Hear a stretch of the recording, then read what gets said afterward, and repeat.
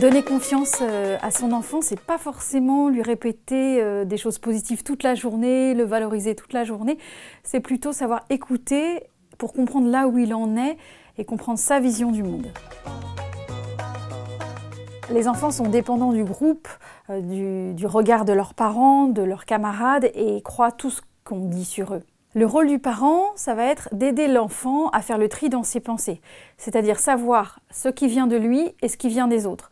Par exemple, quand l'enfant vous dit « je suis nul », on va essayer de lui demander « mais à quel moment quelqu'un t'a dit que tu étais nul ?» Essaye de te souvenir. Parfois, l'enfant ne se souvient pas du premier coup, mais progressivement, en tirant le fil, on va s'apercevoir que c'est un copain qui s'est moqué de lui sur un dessin, ou un frère, une sœur. Et avec ça, on va l'aider à lui poser la question « mais alors c'est vraiment toi qui penses que tu es nul ou c'est l'autre qui te l'a dit ?» Et ça, c'est un exercice très simple qui permet à l'enfant de se rendre compte progressivement que quand il dit « je », en fait, c'est un « tu » qu'il a entendu quelque part. Si l'enfant reçoit une remarque désobligeante d'un adulte qui a autorité sur lui, sans décrier l'adulte, c'est important de lui apprendre intérieurement à se positionner et lui demander par exemple « mais qu'est-ce que tu en penses toi de cette remarque? Est-ce que tu es d'accord avec lui ?» Ce qui permet à l'enfant d'avoir un positionnement qui est différent et intérieurement pouvoir se protéger un peu comme s'il avait un bouclier invisible, en tout cas au niveau de ses pensées, pour ne pas adhérer à ce que lui dit l'autre et s'en protéger. Parfois ça suffit, parce qu'évidemment quand on est enfant, on ne peut pas répondre toujours à l'adulte, c'est malvenu. Mais dans notre tête, on est libre. En tant que parent, vous pouvez aussi aider votre enfant à aiguiser l'art de la répartie. Les enfants qui n'ont pas toujours confiance en eux, ils ne savent pas quoi répondre dans une cour de récréation ou face aux autres. Donc s'entraîner à la maison pour dire à l'enfant « mais qu'est-ce que tu aurais pu lui dire ?» Tu n'as pas répondu, d'accord, il t'a attaqué, mais qu'est-ce que tu aurais pu, comment tu aurais pu lui répondre? Alors parfois il y a des phrases types comme « c'est quoi ton problème? Est-ce que tu veux qu'on en parle ?» Des petites phrases comme ça que l'enfant peut utiliser et finalement garder dans sa poche.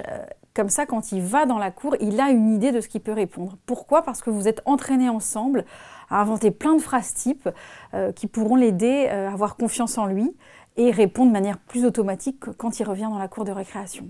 Plus l'enfant va aiguiser l'art de la répartie, plus il va pouvoir se positionner par rapport à l'autre sans l'agresser, mais juste en disant « moi je suis comme je suis, tu peux penser ce que tu veux de moi, si ma casquette est moche, si mon pull est moche, mais moi je l'aime bien. » Et ça suffit parce que dans la tête et dans sa posture, il est centré sur lui, donc il exprime sa valeur, mais sans attaquer l'autre. Et ça suffit pour que l'autre enfant, en général, s'en aille et comprenne qu'il n'y a pas du tout d'accroche avec cet enfant-là.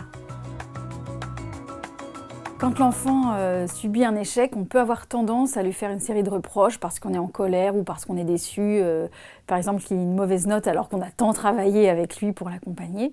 L'important, c'est pas toujours de vouloir l'aider, mais plutôt de lui poser des questions sur comment tu aurais pu faire mieux. Qu'est-ce qui s'est passé dans ta tête pour que tu te bloques? De quoi tu as eu peur? Quelle idée tu as eue? De quoi tu aurais besoin? Est-ce que moi, tu as envie que je t'aide? Parce que plus l'enfant va être actif, plus il va avoir confiance en lui puisque ça vient de lui. Alors que quand l'enfant essaye de répondre à une attente parentale ou à une pression, par exemple d'avoir une bonne note parce que vous avez travaillé avec lui, tout de suite il se positionne en tant qu'échec ou réussite. Et c'est là où il a la pression intérieurement. Donc l'important c'est toujours que lui soit sa propre référence. Comment toi tu pourrais faire mieux? Et c'est beaucoup plus simple et plus léger pour que l'enfant garde confiance en lui.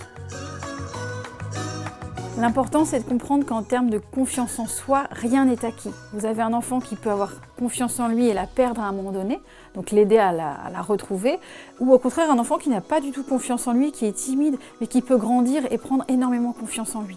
Donc c'est important de ne pas avoir une image figée de son enfant et de se dire là il est un peu timide et renfermé, comment il va faire plus tard et comment il va apprendre à se défendre. Ça n'a rien à voir. Tout est une question de temps et une question de moment pour la confiance en soi.